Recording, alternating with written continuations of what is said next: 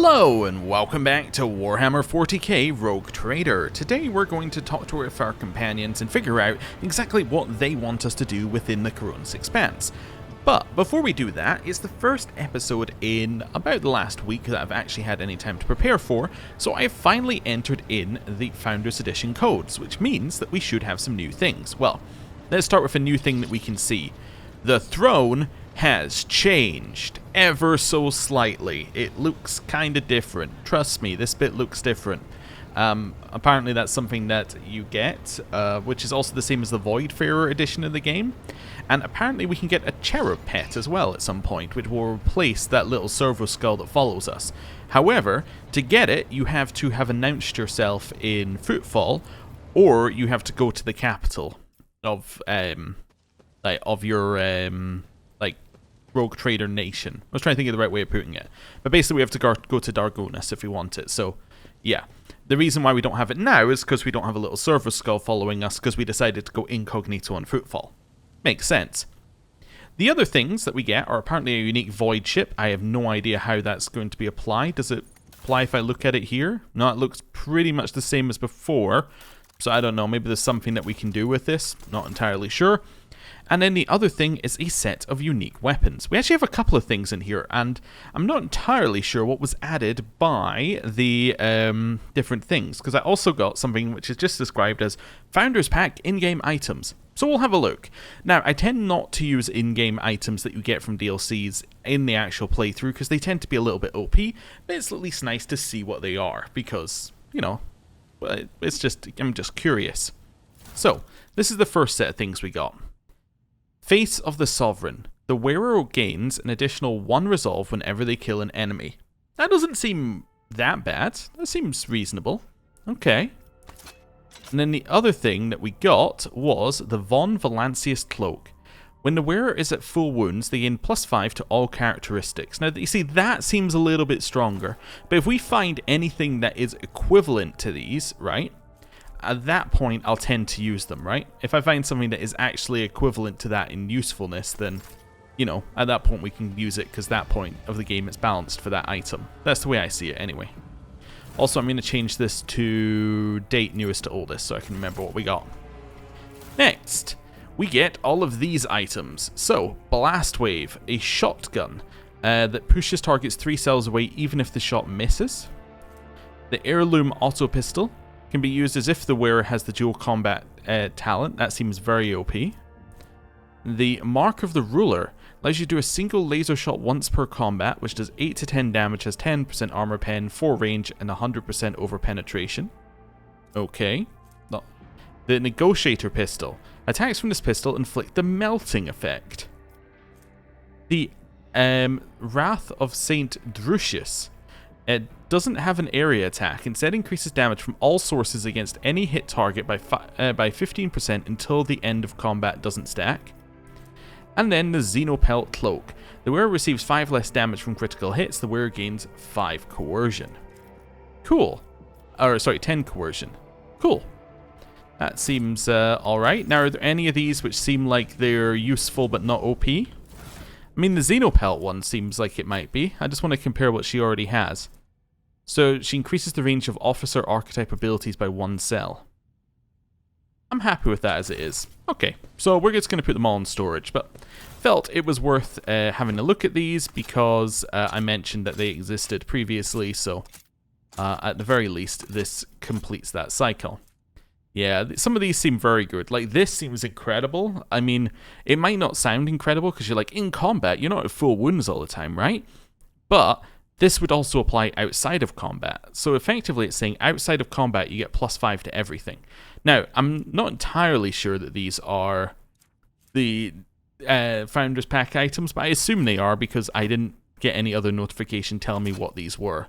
I'm fairly certain the other ones definitely are the Deluxe Edition items, which are also part of the Founders Pack. Anyway, weird stuff. Right, now we've had that little aside, let's get back to what we're actually doing today. And that is speaking to our companions. Now, in theory, we could go and level our companions up a lot. I'm not going to do that yet. The reason I'm not going to do that is I want to figure out what they want, and then I want to level them up. Because I think that is a better way of doing things. Because if we can kind of work out what they're asking for, then we can work out what kind of situations they might be in. For instance, it might be that Heinrich is like, we have to go and fight some demons. So that might tilt how we make him. It might be that Jay is like, we're going to go and fight exclusively humans, only humans, nothing else, and then we might have something to do with that. So I just want to kind of have an idea of what we're doing. Or she might be like, we're doing no combat, but we're doing entirely conversations, at which point, again, we might be something to do there. Right, let's speak with Heinrichs. To what do I owe this visit? Okay. Want the Inquisition to take care of a deer, rid me of her? Wow, okay. Like, not even kicking her out ourselves, we just say kill her for me. I want to discuss the Cult of the Final Dawn. What can you tell me about it? The cult's ordinary members are humans who have been corrupted by the archenemy, traitors to the Imperium, and accomplices of chaos. Participation in the cult's rituals always entails brainwashing, literally and figuratively. The longer cult members spend among other cultists, the less critically they think, and the more closely they resemble obedient livestock, stripped of their fear and instinct for self-preservation. The worst of them go to their deaths without an inkling of doubt, ready to take hundreds and thousands of souls with them. As for those at the top of the cult's hierarchy, we have not yet managed to get a lead on all of the cult's leaders. I imagine that some of them are hiding in the depths of the Koronus Expanse, but those who are orchestrating the fanatics on nearby worlds are hiding very well indeed, or receiving protection from above. Okay, remind me, what's your mission regarding the cult? I need to confirm the reports from my agents. According to them, one of the cult's leaders is in the Kiava Gamma segment, an industrial world within the dominion of the Von Valancius dynasty. I hope you won't impede my investigation. I think we did these questions in the wrong order because I think he's meant to tell us about this first and then we come to this one, but anyway. What do you mean protection from above? Governors, commanders, rogue traders. History is full of those who neglect their duty to the Golden Throne and seek allies in the wrong places. You seem to have been investigating this cult for some time. We discovered the first traces of it as soon as we arrived in the Koronus Expanse. Since then, the more we learn, the better we see just how far the roots of this blight extend. Destroying individual cells is pointless. We must cut this beast off at its head. Okay. As you wish. You want to discuss the nature of your mission? Yes, but not here. I wouldn't want our conversation to be gossip fodder on the bridge and in the officer's mess. Sorry, I'm laughing because I was listening to some people talk about this game just kind of like in a general sense on a podcast, and they said they always dreaded whenever a companion would say, I don't want to talk here, I want to talk back, like, you know, in your quarters, because the in your quarters bit is never voice acted, and they were like, no, we're getting out of voice acting territory. So let's see if that holds true. So let's see. So I'm assuming we're going to our quarters here. Yep. Yep, exactly. It lined up exactly as they said it did. Okay, interesting. Heinrichs nods slightly. Thank you for finding an opportunity to talk. I trust now would be a good time to explain the reason for my return aboard your ship. Okay. I welcome the chance to assist the Inquisition with its inquiries, von Kalox. Lord Captain, your enthusiasm is commendable. The interrogator smiles, but his eyes remain cold. To business, then. The cult of the Final Dawn. The madmen preach their heretical doctrine among the denizens of the Koronus Expanse, and instigate crimes against the throne and humanity. One such crime took place in your protectorate. The Lord Inquisitor considered it necessary to have one of his acolytes accompany the rogue trader on the voyage into the corrupted region. I also need to meet with one of my observers on the capital world of your domain. Okay. Oh, why would the Ordo Xenos agents investigate a chaos cult? Wait a second, did I not ask this exact thing previously? Okay, let's ask this. You are well versed in how the Inquisition is organized, Malachi. Yes, initially our arrival in the Koronus Expanse was dictated by the needs to fight Xenos, but there is more. The cult is tangentially related to my main specialization. Perhaps I will be able to reveal the full truth someday, but right now I ask you to display humility and patience. Okay. Let's see. A chaos cult to my protectorate. Heinrich, so you're laying an accusation against my dynasty? Chaos treads softly, Malachi. The main danger of secret cults and sects is that they are like seeds. They can remain in the ground for decades, safe from all scrutiny, until an opportunity to sprout, grow, and bear monstrous fruit presents itself. The emergence of a cult on one of the rogue trader's planets does not mean the dynasty head himself is a chaos worshipper.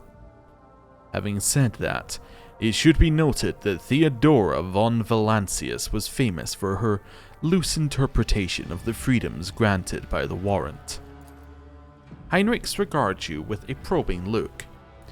A bloodline can be stained by ancestral transgressions. If it is indeed so, it is in your best interest to do whatever necessary to redeem yourself. And then perhaps you will get a chance to salvage your dynasty's reputation. Okay. The Lord Inquisitor mentioned in his letter that he's willing to show lenience towards my actions that would otherwise be interpreted as radical. Heinrichs nods. That is correct. I should show greater tolerance for the mistakes of a newly appointed rogue trader. To be frank, I am surprised. The Lord Inquisitor is not the type to indulge the weakness of soul and mind, even in someone who only recently accepted the burden of a lofty title. You have spies on von Valancius worlds?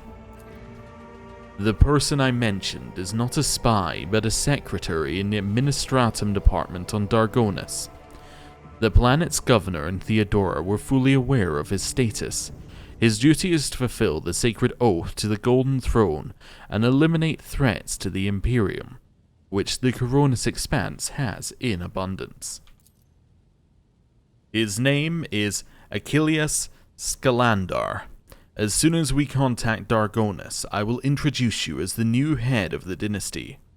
I'm sure you will appreciate the presence of such an advisor among your subjects, and I suggest you heed his words, at least occasionally. Want to know more about this cult of the Final Dawn? Chaos worshippers. Most often agents of the throne run into lone renegades stirring up the rabble, insane prophets and hysterical visionaries preaching the end of days. A passing comet, a mutant rebellion, an onslaught of monsters. Each time they come up with a new reason why people should prostrate themselves and quiver in fear. Much effort and the blood of those loyal to the Golden Throne were spent before we established the connection between those heretics. However, the cult of the Final Dawn is something greater than a gaggle of misguided seers and fortune-tellers. They cleverly spread their agents all over the Koronus Expanse, disseminating heresy among honest people on the Imperial worlds. There is a certain strategy to their actions that changes whenever we get too close. And finally, they have enough military power to have had the 2 ships that we had sent after them later discovered as wreckage. The growing difficulty in making warp jumps is detrimental to us, but it is unlikely to inconvenience those who engage in vile sorcery day in, day out. Heinrich sighs. After the events of Rykad Minoris, I suspected the cult might have built its nest inside Winterscale's domain. But the latest reports indicate it is your protectorate that is harboring heretics. Being in your entourage improves my chances of getting closer to their secrets. Okay, I've already agreed to give you a place aboard my ship. What else? The rogue trader should deliver me to the system that contains the industrial world of Kiava Gamma. I will then accompany you to the surface and determine what the cult is planning, and how it intends to use the resources that have fallen into their clutches, which may very well include the blessed engines of the Adeptus Mechanicus, and even the followers of the Omnissiah themselves. I will be frank. I thought you were Heinrichs. Sorry, bad joke. The answer to this question is unlikely to please either of us. The machinations of chaos usually go beyond solely inflicting countless deaths and destruction. Having their plans come to fruition would lead to far more terrible consequences. One of the systems in the Koronus Expanse is already lost. May the Emperor protect us from watching this tragedy play out again. Okay. Why did your suspicion fall on Kiavagama? Disjointed pieces of data that finally merged into a single picture. Additionally, not long ago, a vessel from that world arrived on Fruitfall. The reports from the crew were confused and alarming, making me fear a planet-wide rebellion. Okay, cool. So, I'm not saying cool that there's a planet-wide rebellion, but what I'm saying cool is that up until this point in the game, and up until Fruitfall particularly, there's been kind of a lack of a big bad for us to go and beat, right? Heinrichs has brought us a big bad. He's brought us the cult of the Fallen Dawn, I want to say. I need to double check the name. But he's Final Dawn. Cult of the Final Dawn. That's it. So he's brought us this cult. They seem like they could definitely be kind of like our end game or mid game big bads, right? There's a cult, there's chaos storms, there's them taking over worlds. There's definitely something that we can work with here. So it's cool, we're getting a bigger idea about what exactly is happening in the game and what our end kind of goals are going to be. We're well away from achieving them, but it's nice to see in the distance that there is something that we are kind of working towards or against, because it lets us frame our decisions. Anyway, we met a Chaos Space Marine on Vicad Minoris. Do we risk running into his brothers? I have no doubt it will happen sooner or later, Malachi. Chaos Marines siding with the cult is very, very bad news. Most likely they kept away until recently, pulling their puppet strings from a respectable distance. These traitors seldom show up alone. The best we can count on is having to deal with just a squad of Chaos Space Marines in the Koronus Expanse, and not an entire company. Yeah, I was going to say when we faced the Space Marine, but I didn't find a good point. But, like, I'm fairly certain that Space Marines in particular, not necessarily Chaos ones, because they're slightly different, but mostly the same. Space Marines, it's kind of like you send a squad of them onto a planet, and they clear the planet, right? This is your nuke, basically. It's your final resort, like, resource that you can use. You send the Space Marines down, and they clear it out. So, the idea that we were facing one at all, as our little group of people who are not really that powerful, is crazy. The fact that there could be more of them in like a whole squad or like, you know, in company of them, like that's a level of foe that we shouldn't be able to fight, at least as our group currently. So, yeah, it's kind of worrying. Anyway. I won't let anyone throw their weight around on my worlds, be they servants of chaos, Xenos, or heretics. A commendable aspiration for a person who holds the fates of billions of people and dozens of imperial worlds in his hands, which is why you will need to be ever more vigilant when looking for seeds of corruption on your planets, lest they sprout someday and spell doom for whatever is tangled up in their roots. I must go about my business. Is there anything else I need to know? Let me put it this way. You may think whatever you want of me, but my goal is not to hinder you. I am here to help you in the fight against foes you may not even be aware of. You have my word that I will provide every assistance in uprooting the heresy that has sprouted on the von Valancia's worlds while their master was away, and that I will try to be more patient with the less grievous flaws the bearers of the warrant are sometimes known to have. Heinrichs inclines his head. Thank you for sparing the time, Lord Captain. Okay. So, Heinrichs has given us his pitch. His pitch is that we go wipe out heresy. it's a pretty good pitch because they're also on our worlds and we need to go there anyway. Okay, I do want to speak with them one more time though. To what do I owe this visit? Cult of the Final Dawn. Cult of the Final Dawn. I'm going to get that in my head so I don't forget it again. Right, so we've done that. I think Argenta wanted to speak with us, but let's start with Abelard, because he's right here. Lord Captain. Okay. I've discovered there are caches left by Theodora somewhere on Dargonus and Kiavagama. Do you know anything about this? It is wise for a rogue trader to have caches where they can safely store important information. And utterly unwise to share the coordinates of such caches with anyone, even one's most trusted associates. I'm afraid I do not know how to find the caches, but I can offer some help.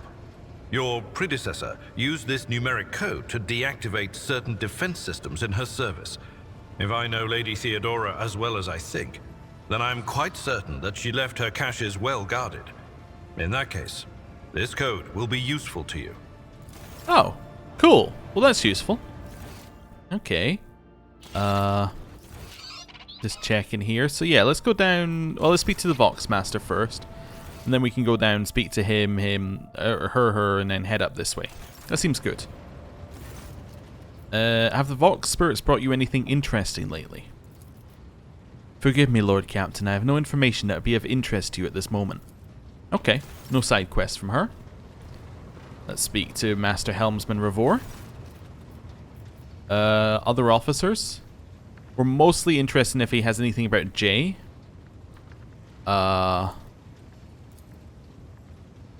Yeah, we've been through that. Okay. Cool. Argenta, you're next. Greetings. I'm waiting for you to tell me about your past and explain the strange words of that cultist on Footfall. Yes, I'm ready. I would ask only one thing of you, Rogue Trader. If I may, I would like to see the chamber of the sacred warrant and kneel before the relic touched by the Emperor himself. A difficult conversation lies ahead of us, and I wish to pray by the relic before I lay my soul bare. Mm-hmm. Otherwise known as no voice acting. Of course, let's go there right away. Argenta nods gratefully. Yeah. But yeah, this is, I think, what the person was saying. Basically, whenever that happens, you're going to end up in an area where there's no voice acting, which is not that big a deal, but it's just kind of funny that it's a consistent thing once you notice it. Well, let's see if it's true, though. Argenta drops to her knees, her hands making the sign of the Aquila. Her eyes are locked on the sweeping signature on the warrant, a seemingly mundane thing, merely a flourish on a piece of paper, unless one knows whose hand left that mark and whose blood is on that paper. If thou seest the flaw in me, smite me. If thou knowest the fall of mine, burn me with flames of fury and righteousness. But if thou seest a light in me, grace me. If thou hearest a plea of mine, bless me with wrath of fury and of righteousness. Argenta's voice is sonorous, as if made for singing hymns and prayers, but right now she cannot seem to catch her breath, so overwhelmed with emotion is she.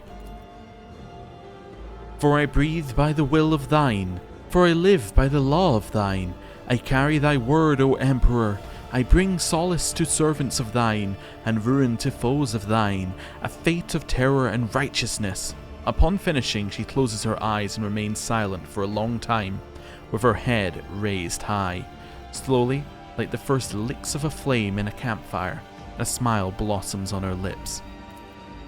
When Argenta finally opens her eyes, they are alight with uncanny resolution. Rogue Trader, we need to talk. Or rather, I need to tell you something. The truth. The truth about how I ended on Theodora von Valancius' ship, about the cultists that we were encountered on Footfall. Am I to understand that you lied to me? No! Argenta's cheeks redden with indignation. I am one of the Adepta Sororitas, a bearer of the Emperor's tenets, and I do not lie. She catches her breath. Before, I wasn't ready to speak candidly with you. So you lied. Okay, moving on. Please understand, I couldn't trust you before. I'll tell you my story and you'll see why. Argenta pauses. I'll start at the beginning. It is easier to piece everything together that way. Upon arriving in the Expanse and on footfall, I found no purpose here, only torment. I wasn't needed. The reliquary I had been assigned to safeguard was already well protected by Reverend Hieronymus' mission, and no one was even trying to defile it. For all its lawlessness, Footfall respects the worship of the Emperor. That was when Lady Theodora, head of your dynasty, appeared. She became an agent of divine will in a way. Argenta falters, searching for the words. It was from her that I learned about a planet recently discovered by our scouts, Salus Prime. For a rogue trader, the planet was of little interest, a feral world away from convenient warp routes. But for me, learning about its existence was a revelation. I've never heard of such a planet. Does it belong to the von Valancius dynasty? Yes, now the planet is yours by right. But it's not as simple as that. The warp route leading to it was lost. I will explain in due time. May I continue? Please do. The description of Salus Prime was familiar to me. It seemed very similar to a world from an ancient legend. The legend of Saint Argenta and her ship. Her voice grows reverent. Argenta, the living saint. She is my patroness. The Order named me after her. She died a millennia ago when heretics caused her ship to fall from the skies. But even those blasphemers could not touch Argenta's ashes or the holy relic, the One Star. For the fallen ship, which now served as the resting place for the saint's remains, would only allow the truly righteous to enter. All others would meet their death. Imagine what I felt when this flash of insight came upon me.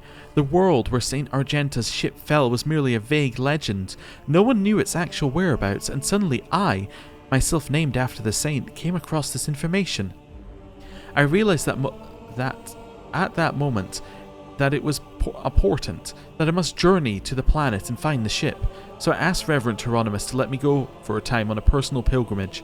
I boarded Theodora's ship and demanded passage to the newly discovered planet Salus Prime. Okay. Why did you keep your supposition from Reverend Hieronymus? Surely he could have helped you with the search for the ship and the saint's remains. I couldn't just come out and tell them. It was a portent revealed to me personally, can't you see? I told Reverend Hieronymus the honest truth. I was going on a personal pilgrimage to embolden my spirit. It really was a pilgrimage. It was as if Saint Argenta herself had shown me the way, commanding me to undertake this trial. If I had found the ship and set foot on its decks, if I had laid my hands on her remains in the relic, it would have been a sign that I truly had been blessed with the saint's favour. Okay, Argenta.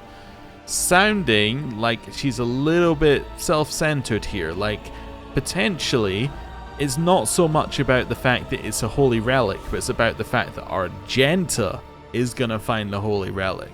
Let's see what our options are. Your actions were driven by hubris? Yeah, that's kind of what I'm saying. It's understandable. It's irresponsible of you. If you were the only one who realized you were dealing with once the planet had been described to you and the secret was yours and no one else's. Okay. Well. I'm going to say that was irresponsible of you. If you had gotten yourself killed on the planet, no one would have learned about his existence, and the holy relic would have been lost. Holy relics cannot truly be lost, Argenta says stubbornly.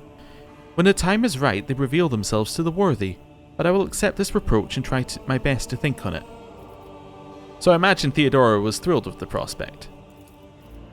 Lady Theodora lent her assistance. It was her intention to visit the newly discovered world, and she took me with her. Okay. You mentioned something called the One Star. What is it? Apologies. I got so carried away I forgot to explain. The One Star is a relic kept by Saint Argenta. I belong to the Order Prodigious, and we attach particular significance to holy relics. The One Star is one of the lost relics of the past, so mysterious that no one even knows what it is exactly. Argenta's hagiography at times calls it a banner, or a set of armor, or a blessed chainsword. One thing is certain. It was a beacon of righteousness, and it was lost to Argenta's death. I'm just telling you, if it's a blessed chainsword, Abelard is using it. Anyway, what happened next? Defeat, Argenta says bitterly. The ship's augurs failed to detect anything of note during orbital scanning. I was expecting this though. According to legend, the ship can conceal itself from the naked eye, and only a pilgrim guided by a pure heart can find it. What I didn't expect was an ambush waiting for us on the planet. I landed there with a small unit provided by Theodora. I know St. Argenta's hagiography by heart, and know all the legends about her. I followed their obscure clues, the descriptions of mountains and rivers from millennia-old tales, and was certain I had found a way to the ship. And that was when we were attacked. The words we heard in the heretic shrine on Footfall, something about ways, doors, pleas addressed to some lord, the edge of daybreak, Argenta is shaking with disgust. They were the same words as those spoken by the cultists who attacked us on Salus Prime. My whole unit perished. All these honest, brave people I had led to search for the relic. It was only by a miracle that I didn't perish along with them. Okay, so it's sounding to me, I don't know if this is exactly right, but it's sounding to me like Argenta is also linked to the cult of the Final Dawn, right? So it's sounding like everything is connected in that manner. So her personal quest is also leading us to something about this cult. Okay. I didn't connect these events at first. The cultists on Footfall, the cultists on Salus Prime, the cultists attacking the ship and Kunrad's betrayal. But what if these are all links in the same chain? What if they've long since infiltrated the ranks of the von Valancius servants? What if I led those heretics to the sacred planet with my search? Okay. No need to blame yourself. If the heretics really had wormed their way into the von Valancius ranks by then, they would have found a planet even without you going there. I doubt it. No one except me was particularly interested in the planet. Kunrad, on the other hand. He sympathized with me when I first came aboard. He helped arrange an audience with Theodora and supported me in my effort to visit the planet. I never told him plainly why I wanted to go there, but I imagine that vulture must have figured out that it was something important, something related to the holy faith of the Imperium. And what could delight a heretic more than defiling a relic? Well, sadly, the only one who might have all the answers, Kunrad, escaped. Oh yes, and I sincerely hope we will meet him again. That serpent needs to answer a few questions before he is plunged into cleansing fire. So how did you manage to escape from the cultists? Argenta hangs her head. Theodora's people received the distress call, came to my rescue and brought me aboard the ship. I barely remember what happened. When they arrived, I was already severely wounded, fighting back with whatever remained of my strength. I think I shouted that we had to go after them, but they didn't listen. They took me to the shuttle and pulled out. After that, it's all blackness. When I came to, we were already in the middle of a warp jump. Theodora had urgent matters to take care of, and she decided that we could clear out the planet at a later time. Okay, and that's why you didn't trust me before, correct? Yes, rogue trader. Argenta looks you in the eye. I saw it with my own eyes how a member of your family showed his true colours as a servant of the archenemy. I'd already suffered a humiliating defeat at the hands of the cultists, and was afraid of another betrayal. I couldn't be forthright with you, so I studied you, looking for seeds of corruption or the light of righteousness. So just to clarify, you were wounded, so you never found St. Argenta's ship, is that right? Yes, I rushed to Theodora the moment I could walk again, and I insisted on going back to Salus Prime to defend the relic from the heretics. Was told the warp had destroyed the old route to the planet, and that plotting a new one would take a great deal of time and effort. As if there could be anything more important than protecting the faith and hunting down the servants of the archenemy. In any event, the route was lost and all knowledge of it died in the attack on the ship along with the old navigator. But we have a new lead, the data that we collected in the cultist shrine on Footfall. I don't care what that reprobate that we executed said, there must be a way to track them down. Tell me, rogue trader, will you help me in this undertaking? Will you help me find this great relic and return it to the people of the Imperium? Okay. So I can say, I don't want to do that. If Final Dawn is involved, it's my duty to help you. Finding ancient ships and relics is an exciting prospect. If it's important to you, I will. There's nothing I wouldn't do to reclaim a sacred object for the people of the Imperium. I'm going to say if it's important to her, right? We'll do it for her. I will help. Argenta walks up and places her hand on your shoulder. So be it, rogue trader. I stand here before the warrant at the embodiment of the Emperor's will marked by his own hand, and I vow that I will not relent until the holy relic has been returned and the heretics punished, and may the light be with us both on this path. Okay. I think I'm just trying to make our character a little bit more in terms of how our actions are going to be. If we're an iconoclast character, right, we're going to generally for the people. Maybe we're going to be like a people-first character. If we can help a person, we're going to help a person rather than an object or an ideal. I mean, we obviously still want money and things for ourselves, but like we're pragmatic, but generally people first. Let's go with that as an idea. Okay. Right. Teleporting back to the voidship bridge. I think that was the last person. Oh no, we have to speak to Jay as well and do a full talk through with Jay. But yeah, I think that was the last of our old companions who wanted to speak with us and give us a task. Actually, maybe Cassia wanted to speak with us. We'll find out in a second. Hey Cassia, did you want to speak with us? Hello. Right. Hey Cassia. Words cannot describe how... See ya. I haven't... She had nothing to say to us. The only thing we could say is, nah, I don't want to speak to you anymore. Okay, let's check in with Janrus. I happen to know that he has nothing to say, because it suggested that we could get the Cupid pet by speaking with him. Does not seem to be the case. It must be after you've gone to the capital you could get it by speaking to him. Let's do this. I just want to have a quick look through. So we're missing Imperial Navy as a merchant currently, but the rest of them we have someone to speak with. So I just want to see what our profit factor is. So our profit factor is 24. So we get a sanctified staff if we wanted one. Okay. Just let us have Emperor's... I just want to see what Emperor's Wrath is. Okay, so some kind of heroic ability we could have. An elite chainsword, which is better than the officer's chainsword. It's just a straight upgrade. The militant's cloak. The first, whereas first melee attack in combat can't be parried or dodged. Okay, and that's as much as we could get, but we could get to the first 2 levels of this. Cost us a lot of points. How much do we have? Like if I went for show tradable, we have 9,000, so we could get to the first level. Okay, I don't think we desperately need either of these, but let me have a look. So that's 14 to 17. 14 to 17. So we're kind of looking at you. Oh, we want to give you force weapons. Never mind. We're looking at you. So yeah, it's better low damage than his current weapon, but I don't think it's really what we're after.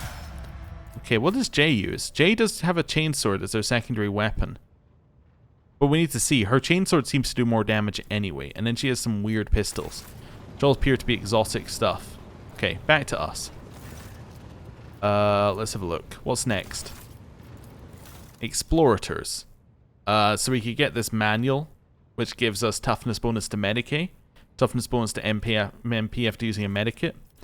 I don't think we need that. And then we could, if we spent a lot, we could get down here. But again, we'd also have to get... Actually, are we already at level 4? No, we must... Yeah, we are already at level 4 with them, so... Yeah, we're not that far away from the next level, but... Anyway, that's fine. Caspalica. Oh, we can get plasma grenades for free. Let's do that. I love that these, you need no rep, but it does cost 50 profit and 66 profit. It's so weird. Anyway, that's fine. 58 on that one as well. Okay. Basically nothing we can get there. Okay. Fellowship of the Void. Oh, these are all discounted. Oh, because we got the discount, of course. So we can get the Navy Swashbuckler Coat, parry reduction, and armor pen for melee attacks. Awesome. Toxicating Elixir, which appears to be a bunch of buffs. The Bayonet Knife. The wielder attacks with any ranged weapon at 1 cell range. That attack also inflicts bleeding. Okay. We can also get the monofilament grenades and the pirate chainmail if we get to the next one. How much do we have? 9,000. We could get there. Do we need the auto pistol? Probably not. So I'm kind of looking at just the 2 levels. We get a fair bit of the way there, but I don't think I need any of these urgently anyway, so I think we're fine. Right. And I don't have a connection with the Imperial Navy, so we'll leave that for now. Okay, cool. Next step. Where are we going? Next step is Adira, I think. Let's just confirm that she has nothing to say. I've learned there are caches left by Theodora somewhere on Dargonis and Kieva Gamma. Do you know anything about this? Me? Not a clue, Lord Captain. I don't know who Lady Theodora would have told about a thing like that, but it definitely wasn't me. Why would you whisper that to me now? Why? Lord Captain, I don't know anything about caches or Lady Theodora's secrets, but the voices have just reminded me about something. I was once given the chance to try some real wine. Lady Theodora gave me some. Not just any old synthetic booze, but her favorite plonk. She always drank it in her palace. It was golden in color, and its name was Flame of Purity. A silly name, but the flavor was so intense, and like nothing I'd ever tasted before or since. Apologies.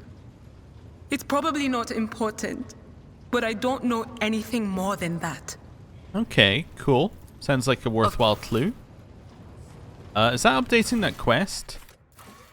No. But hopefully it pops up when we do the conversation for the quest and I don't have to remember it. Because mainly my memory is terrible. Oh, Abel's up. Okay.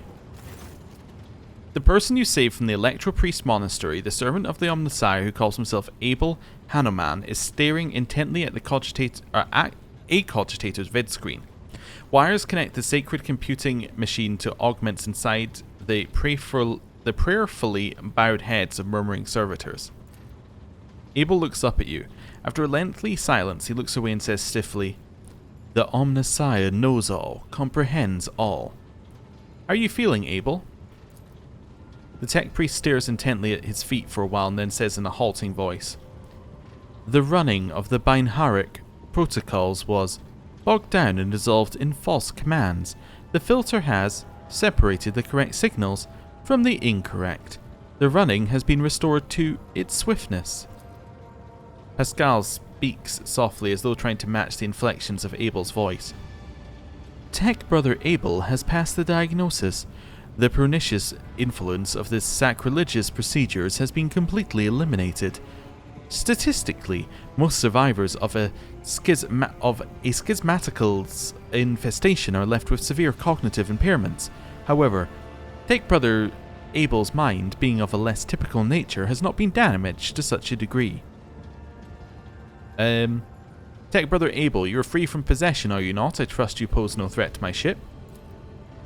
Abel's voice quivers and his eyes dart around, desperately avoiding eye contact. "What was flawed has been purged, but the shadows of the hunt linger. The cog is dismounted, and no judgment has been made.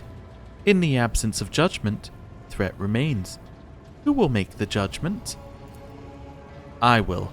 Pascal places a mechadendrite on Abel's shoulder and repeats, his voice heavy like a wheel tread crushing the dirt underneath. "I will make the judgment that will avert the threat." His gaze falls on you. "There is no need to frighten him." "What troubles him so?" "I assumed at first that this was caused by a shock inflicted upon his system by the schismatical attack, but my tech brother's words are a sign of a deeper reason for his unease. He foresees something that threatens both him and those around him, and thus I stand ready to face this threat." "What judgment do you two speak of?" "Only he knows, but if my tech brother fears that he might not make the right decision at a critical moment, then I will do it for him." Why are you so concerned about him? He is not the one you were hoping to find." "Answer unknown. I am registering a kinship, both between our identifiers and one that is more profound. Archmagos Amarnat left an imprint on all his students. It may be then that I see some of my mentor and tech brother Abel, and so my spirit rejoices and strives to keep him from harm." "You care for him as if he truly were your younger brother." Pascal's voice rasps in a tired laugh. "Tech Brother Abel is harmonious, and harmony is beauty. Is it so strange, an urge to protect beauty from the horrors of the grotesque? I'll try not to give Abel any undue cause for dread. Thank you. Why do you and Pascal have the same name? Abel freezes, his vox synth barely audible through the static come the words. The naming of the names is not an index to the text. The naming of the names is the text. Abel's answers can be enigmatic. His mind works differently from ours. He thinks in harmonic imagery and notices the symmetries and proportional relationships in the world around him. Poetry would be the closest analogy of how he perceives and interacts with reality. Okay. I never imagined there could be poets among the tech priests. Pascal looks surprised. Why not? Technolingua is rhythmic and possesses a broad semantic scope, and some of its more sonorous dialects lend themselves well to individual and symphonic declamation. Pascal, do you understand what Abel is referring to? Negative. However, I will hypothesize. Tech Brother Abel is seeking to convey the idea that our matching identifiers are not key to some vital data point. They are in of themselves the vital data point. At this stage in my analysis, I can draw no useful conclusions from this proposition. However, the very fact that Tech Brother Abel is trying to hint at something points to him either being better informed than I am, or having conducted a more in-depth analysis of the situation. That is useful information. Abel, could you please explain what you mean? Abel relaxes a little. His gaze drifts to the side. There is silence. I'm not going to be mean. I said I wouldn't. Are we overthinking it? It doesn't matter that your names are the same. What matters is that they are the same. Is that what you mean? Abel looks sideways at you, and at once his transfixed stupor is gone. At this point in time, the cycle has been broken and reshaped into a rising spiral, as Amornat envisioned. On hearing his mentor's name, Pascal lets out a raspy, static-filled sigh. They are connected. My hypothesis regarding Abel's connection to the blessed Amornat has been confirmed. What are you working on? We catch the soul of the light in the solar wind. We look for footsteps the Omnissiah left when he walked in the desert. This is the oniromantic computation procedure. The depersonalized minds of these machine servants are in a data dream, processing enormous arrays of assorted data and aggregating them. Virtually all results of such synthesis are scrap data, but occasionally we have noted coincidences whose exactness defied logic. It is an extremely rare and venerated form of statistical augury, but Tech Brother Abel is adept at this form of appealing to the Deus Mechanicus. Why do you do it? It is how we execute the quest for knowledge in the hopes that the machine god grants us an epiphany, so that we may discern the logical connection in a mass of absurd data, which will propel our comprehension forward. Inspect the sacred machine? The hair has been removed from every servitor's head. Their bulky cerebral augments cover their skulls like helmets. The faces of the cogitator's servants are blank. Their eyes are closed. Their lips are incessantly whispering what sounds like gibberish. Hundreds of lines of symbols containing information scroll down the cogitator's vid screen.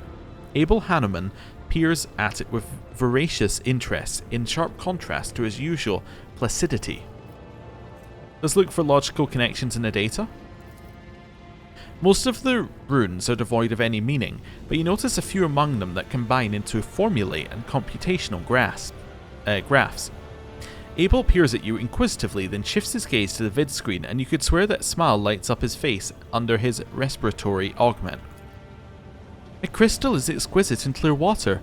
Deviation from the cycle's trajectory has been increased, as was Armanat's wish. Abel lowers his head. His Vox synthesizer broadcasts a Binharic hymn you do not recall having heard before. The sound is full of vibrant energy, and its precise rhythm is nothing short of pleasing to the ear. A rare thing for the language of the Adeptus Mechanicus. Pascal explains with an inexplicable air of pride. Tech Brother Abel has dedicated a lesser aria to you.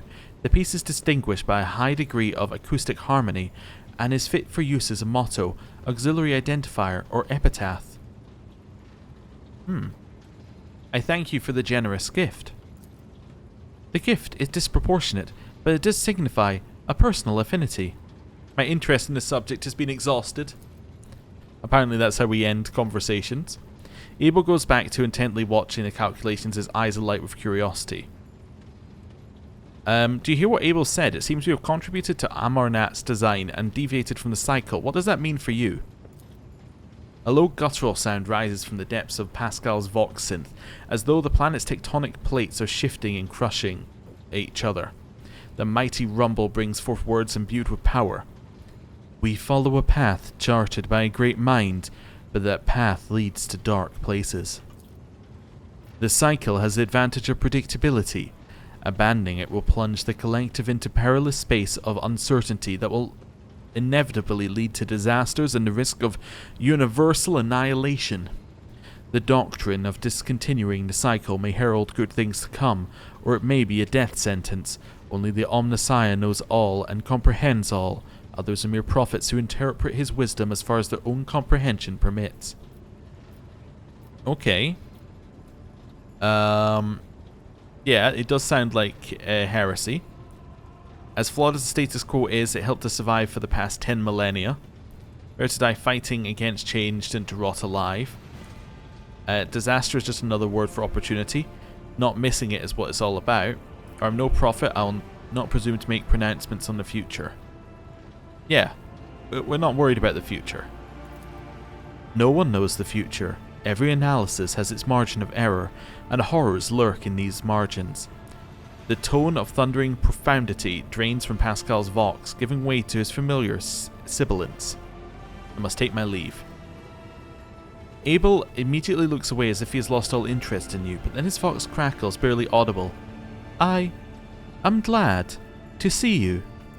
Well, that's nice. Pascal? The Omnissiah knows all, comprehends all. I'll leave him alone. I'm also wondering, if we kick Pascal out, can we keep Abel? Not that I would do it. Also, this guy does not look well. This guy looks like there's some severe issues going on with him currently. Right. Well, I guess it's just Jay to speak to now, right? I'm just going to double check that it is just Jay to speak to now. Yeah, there's nothing along here. Apart from people who go Lord Captain. He's also quite clearly T-posing. Okay. I think these are similar to the people that we saw back in the Shadow Quarter. Like, I think sometimes people don't have their animations loaded in properly. So they just stay in whatever, like, a pose is for them. Anyway, hello, Jay. Allow me to thank you again for helping me with the cargo, Shireen. I am sure the Ashmags who squirreled away my goods won't give up so easily, and I'll hear more about their scheming yet. Let's strike a deal, Shireen. I will watch your back, if you do me a favor and watch mine. Well, enough jokes. Is there something you wanted?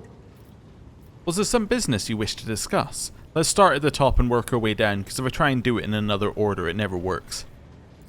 Oh, Shireen, I did manage to spark your interest. Allow me to invite you to a more private place. My words are meant for your ears alone. Ah, I see. You would like to invite me to the land of no voice acting. Wonderful. Excuse me? Can I... Okay. There we go. I'll fix that a little bit.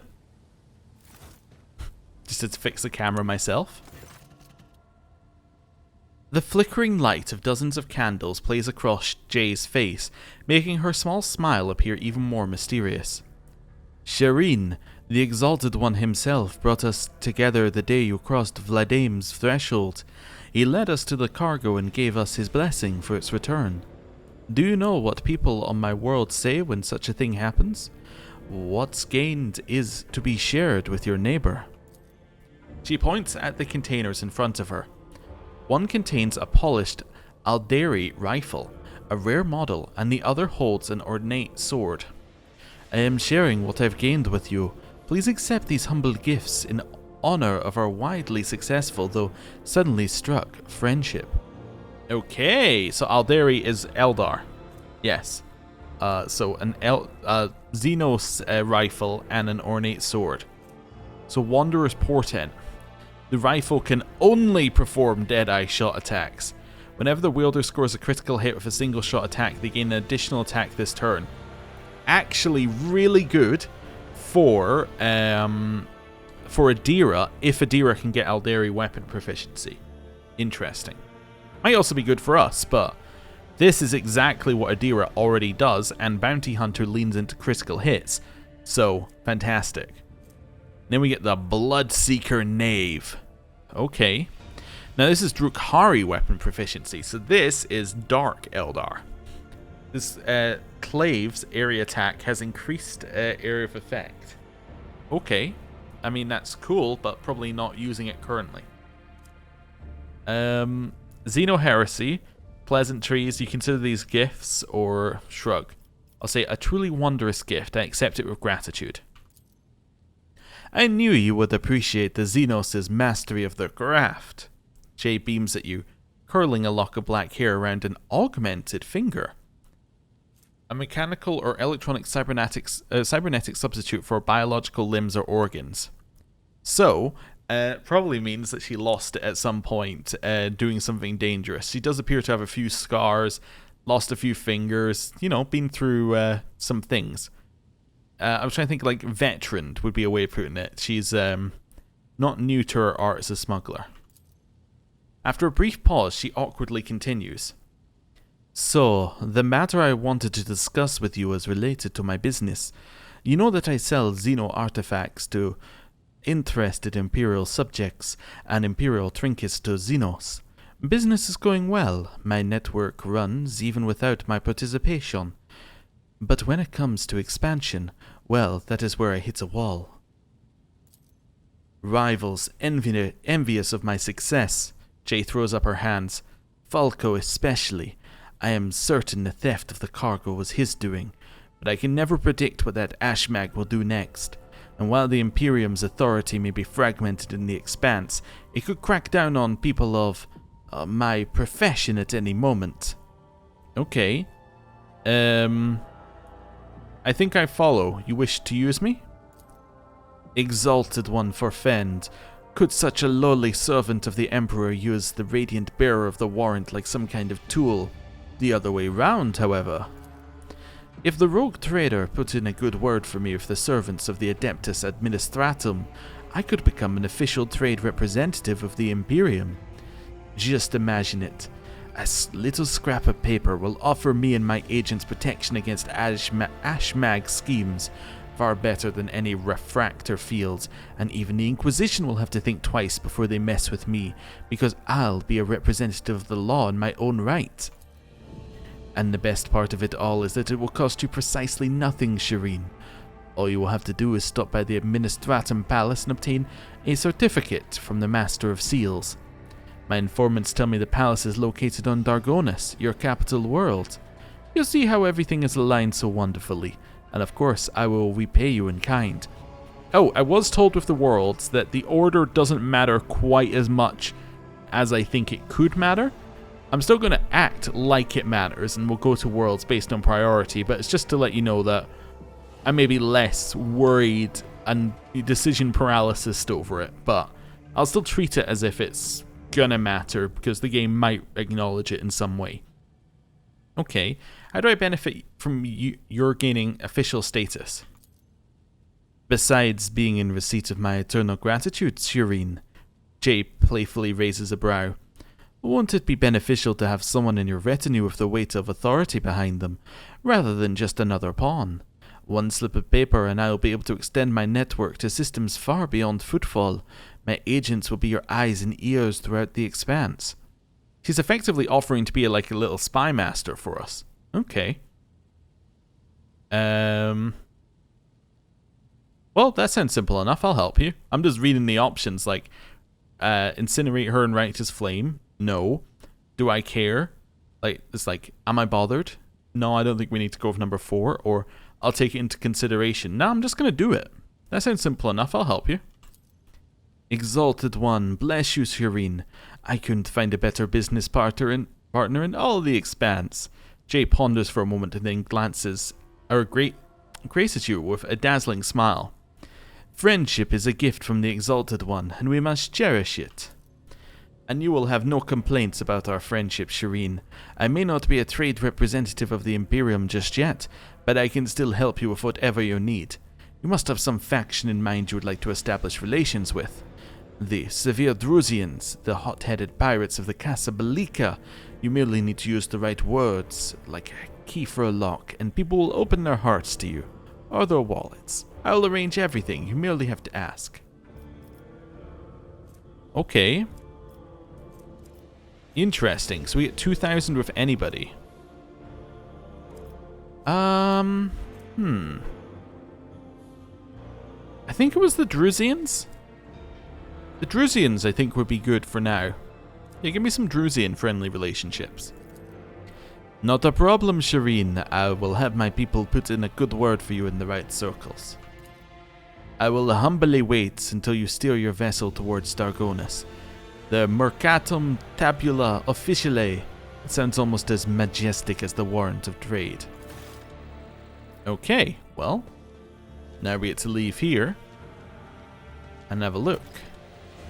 See what we got on the voidship bridge. We'll have a look at all these quest updates in a bit and what it thinks that we need to do with them in a bit, but yeah.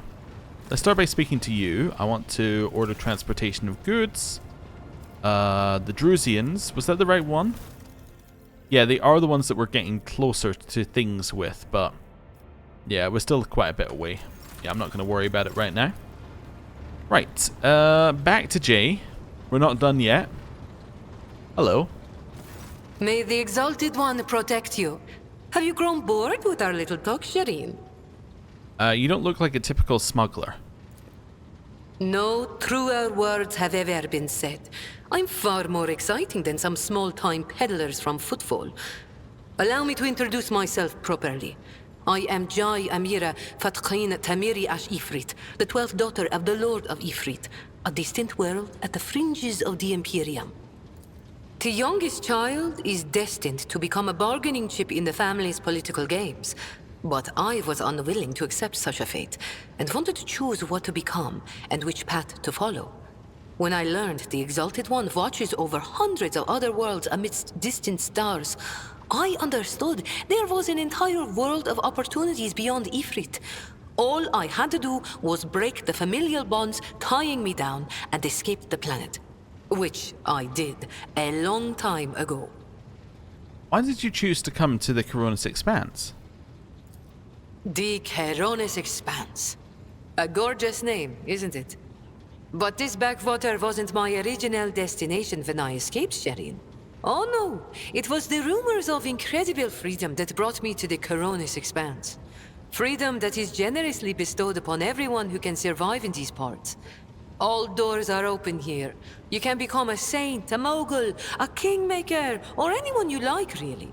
Here, hard work pays off.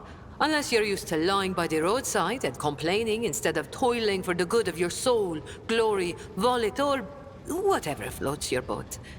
I'm used to working hard, and so I found my blessing. How did you escape from Ifrit? I convinced my father I personally wished to oversee the inspection of imported goods. I had to get experience so I wouldn't bring shame on our family, didn't I? I made friends with traders, missionaries, and soldiers at the port. I listened to their stories, studied the charts, learned what documents I had to forge to escape the planet. A kind word here, a shiny coin there. And here I am, in the iron belly of a ship, braving the void in search of a new life. Judging by your implants, you've had quite a few close shaves over the years. Consider it a mark of my trade. This here, Xenos. Dumb-headed orcs. Who knew that we weren't the only ones to get tempted by the wreck of that raider? As for this treasure, I received it as a reward for a life that had been just a little too good. I was in a hurry to get to the Adeptus Amasacus after the Exalted One blessed me with immense wealth. I was 2 backstreets away from the den when a pathetic ashmag attacked me, envious of somebody else's fortune. She drags her thumb across her throat. You're familiar with implants like the one that has replaced Jay's neck. Is merely one part of a massive augmentation replacing the internal organs. A slit throat could not have been the cause for installing such a sophisticated device. Okay, so she's lying to us. Fair enough, thank you for sharing this. All relationships are based on mutual trust. That goes for business too. Oh, okay, so you can kind of see it there. Originally, I was like, oh, okay, so this is like a part of her, like this is part of her collar, but no, that is actually her neck. Interesting. So we've already done number 1. I've seen enough of the shiny wrapping of the Koronus Expanse. Tell me about its dark side. The dark side is the real Koronus Expanse, if you ask me. But what do you want to know about it, Shireen? How do they do things on footfall? Dynasties drink with criminals. Rogue traders strike deals with the Kasbalika. And dozens of ships stop off for a welcome break from a long voyage. Is there a more beautiful place in the entire Imperium? The Emperor is merciful to the meek and the powerful alike. There's a job for everyone as long as they have a head on their shoulders. And if you feel like talking to him in person, the statue of the Exalted One can be seen from any asteroid. You can pray to your heart's content. Tell me about the Kasbalika mission. An ancient crime cartel that originated with the first settlers of the Calixis sector. It is run by shadowy clans with robber barons at the helm. Cross their path, and you risk making enemies all over the Koronus Expanse, or even the entire Imperium. As for the agents, they are just shameless, greedy scum. Every third person on footfall is a Kasbalikan. But that doesn't mean all that rotten filth is acting together. I've been set up more than once just so some Kasbalikan can get one over on his rivals. And yet, the Kasbalika is generous to its customers, if you can afford it. Anything can be obtained, organized, and transported for the right price. The customer is always right, unless they happen to be a rat. In which case... Jay sighs and throws up her hands. Scum, rotten filth, rats. It is almost as if Jay's mask briefly slipped and she started using words that have no place in the vocabulary of someone from the upper strata of the Imperium. Okay, interesting. Are you one of the Kasbalika's robber barons? What gave you such an outrageous idea? Was it my immaculate garment? My gorgeous jewelry? Do not worry, Shireen. I will let you know once I become a baroness, should the Exalted One will it. Just imagine the strong and fruitful alliance that could be forged between a rogue trader and the mastermind of the Kasbalika. How did you become a Kasbalikan agent? It's not hard to do on footfall. I spent a year working for good old Christo. He was a brave soldier who gave up the ghost in a scuffle with orcs, and then took over his business. Having a good head on your shoulders and keeping the Exalted One in your heart helps to establish new contacts quickly. Eventually, I gathered together a group of honest and loyal people, and it only took a few successful contracts for the Kasbalika to take notice. I quickly settled on footfall and started dispensing my wisdom to my protégés and subordinates. I lost the taste for getting my hands dirty. Tell me about the cold trade. It really is simple, Shireen. The Kasbalika runs the Imperium's black market, offering special goods to those who can afford their services. Yes, I am talking about Xeno artifacts too. Alien weapons, technology, sometimes even certain kinds of living creatures. Unlike the rogue traders whose sacred warrants make them immune even from the laws of the Exalted One, Kasbalikan agents are used to hiding and covering their tracks. Nobody wants to draw unwanted attention, no matter who might take an interest. Especially now that the Koronus Expanse has a warrior of the Golden Throne as its watchman. Okay, let's change the subject. Why not? The decision is yours, Shireen. You're telling me these tales of your colourful past, Jay, but I feel not all of these stories are true. Listen, Shireen, the giver of happiness and the dearest of my friends. I am who I am. A cold trader, a Kasbalikan agent, and your partner. We each have a past, and that past is sealed. I'm not prying into your soul, am I? Well, have pity on mine. It has already been gnawed at by the Aji. And if you don't like the sound of that, we'll just go our separate ways. Deal? Okay. All relationships are based on mutual trust. That goes for business too. Tell me about your business in the Koronus Expanse. My trade means knowing the right people and non-people. Having the right connections and making sure the precious goods find their way into the hands of my no less precious customers. My wisdom includes the knowledge of the enemies of humankind, be they Xenos or the lowest scum of the Imperium, as well as the latest knowledge about how they charge for any particular curio at the footfall market. Not even the most cunning Aji will deceive you as long as I am with you, Shireen. I promise you that. Whatever I have can be yours too, if your unfathomable wealth isn't enough for you already, I mean. Do you do business with the enemies of humanity? It has been known to happen. After years of dealing with Xenos, I've learned their customs, and even got a grasp of their language. Except they cringe whenever I start speaking. Arrogant sods. They dislike even our voices, but they never turn away our valuables. Then again, I'm used to seeing sour faces. In this trade, the easily offended go out of business. The things we do for profit and gain, right? Emperor be praised. You took the words right out of my mouth. You have many talents. Thank you, Shireen. Being able to read and write is chief among them. You may not be aware, but this science is beyond the abilities of billions of the Imperium subjects.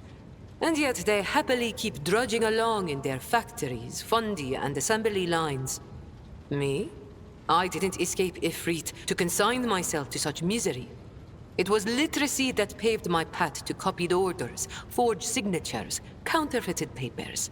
The wonderful things that make the wheels of bureaucracy turn in the right direction. Are you really that rich? Compared to the rabble on footfall, perhaps. Compared to you. Be it power or money, I still have a long way to go. I could purchase one of Footfall's asteroids, but not a planet. I could subjugate a few gangs from the shady districts, but not Vladium. And so the answer to your question is no. I do not consider myself rich. I am not rich enough.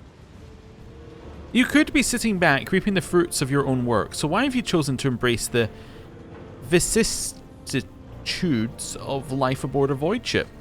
Yes, I understand what question I'm asking. You're fun to talk. I grew tired of scribing endless contracts and agreements neatly tucked away on Footfall. Well, I did that for how many years? But here, among the stars, you are always balanced on a knife edge. Nothing thrills me more than the tension of a warp jump, or the danger that lurks around every corner on a planet. Footfall was beginning to make me fat and stupid, Shireen. I do not want that. Jay speaks measuredly, with just the right amount of laziness in her voice. Her performance cannot conceal the slight tremble in her voice. Whenever Jay is afraid of, that is what drove her off Footfall. Okay, what about your gang that stayed back on Footfall? Do you trust them? Do I trust the Trickster twins? By the Exalted One, no. The underhanded rogues of Footfall came up with that name for a reason. The tricks of those frenzied ashmags are all about things far more intriguing than the honest and law-abiding subjects of the Imperium can imagine. The mention of her fellow cold traders makes Jay's eyes shine a bit brighter than usual. On the other hand, this is why I am keeping them close. Kor and Tora know who lifted them out of the cesspit proudly called the Shadow Quarters, and who has been feeding that ravenous beast their insatiable lust for lucre. No, they are not going to betray me if only because they know I am now a part of your entourage, Shireen.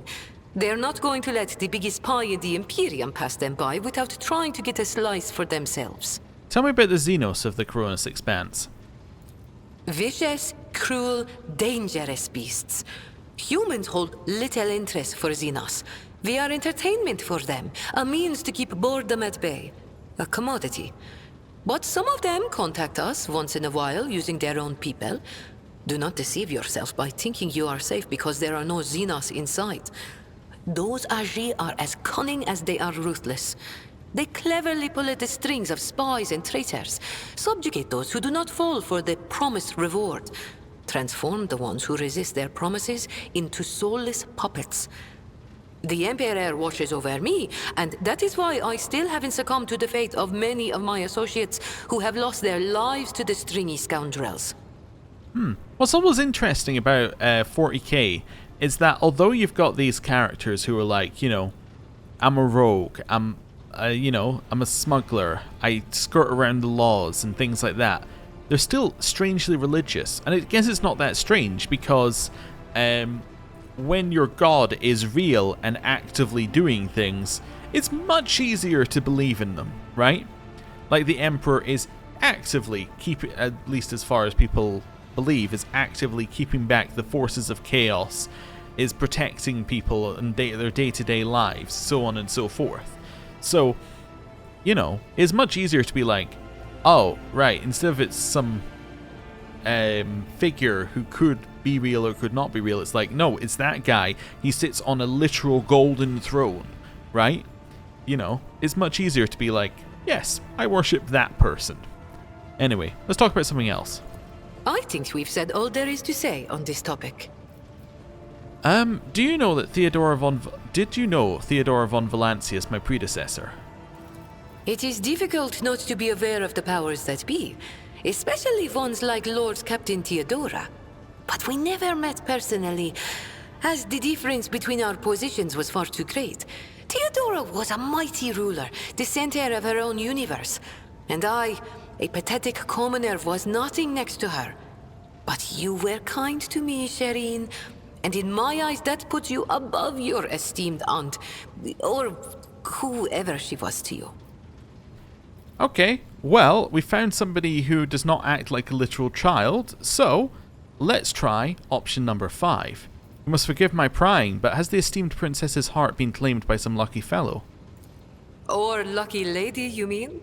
My heart has been coveted by proud men with hard eyes, gentle maidens with sensual voices, imperious lords and fierce leaders of void brigands.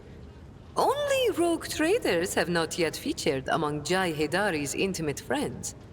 Why do you ask, Shireen? I enjoy being with you. I would like us to spend more time together. Oh, Shireen. With a few words, you have managed to make my heart flutter like a songbird caught in the snare of a skilled hunter. You enjoy being with me. Perhaps you even find me amusing?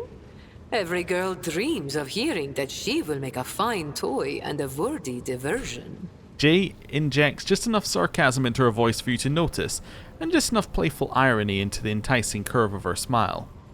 I do not see you as a toy, I just like you. I understand. I'm just having a little fun, Shireen.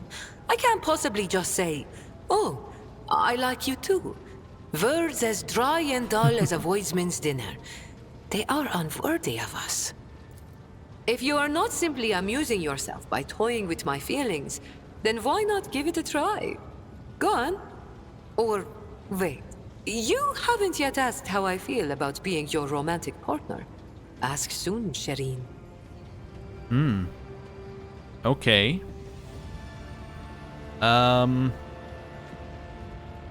Well. Let's go all out. My dazzling one. Can I trust that you hold in your heart at least the smallest drop of regard for me? I simply cannot reject so ardent an admirer. To insult such sincere passion would be a wicked act in the eyes of the exalted one. I'm inviting you to dinner over some decent wine. I'm sure we shall find a fertile topic of conversation. I have no doubt that you are a wonderful conversationalist, Shireen. I will make a note of your invitation and make sure to take you up on it when I next get hungry. But if the feelings in your soul have become a fire that is burning you up from within, then you may express them by bestowing a gift upon your humble servant. Like, we can just be like, get off my ship. Alright, I'll see you later. Oh, I have no doubt you will. Jay laughs and bids you a farewell for wink. Okay, let's see how that goes. Usually in these games, my policy is just to flirt with, and I say flirt because that was the option that BioWare games used to call it, but basically just flirt with every character until something happens, right? You know, just keep going down whatever path it gives you until something happens with whatever character, and then you kind of just stick with it. I just felt the Cassia one, like, is just a little odd for me, personally. But, yeah. So that's basically going to be the policy going forward. If somebody else comes to us and we have that option, we'll do the same thing, basically. So, right. I'm going to end the episode there. We didn't quite get around to everything that we want to do. We need to level up these characters a little bit more. Oh, we also didn't have a look at the full picture. I suppose we can do this first as well. Footfall is full of daredevils, criminals, and those who walk a fine line between righteousness and heresy. Someone who has tread that line for many years without ever crossing it is Jay Hidari, head of the smuggling network that is under the auspices of the Kasbalika mission. Jay Hidari and the rogue trader are bound by a pact of mutual favors, the wisdom of a cold trade specialist in exchange for the high patronage of the Emperor's anointed. However, there is much more to Hidari's past than disagreements with the Kasbalika mission, a past she prefers to keep well buried. So she's too iconoclast, same as us. Interesting. And there's her robotic hand, and there's her robotic neck. Cool. Okay, neat. Anyway, as I said, we didn't quite get around to leveling up, so we'll do that next time, and then we'll do a little quest recap and figure out exactly where we need to be going. So, thank you very much for watching. I'll see you next time. Goodbye.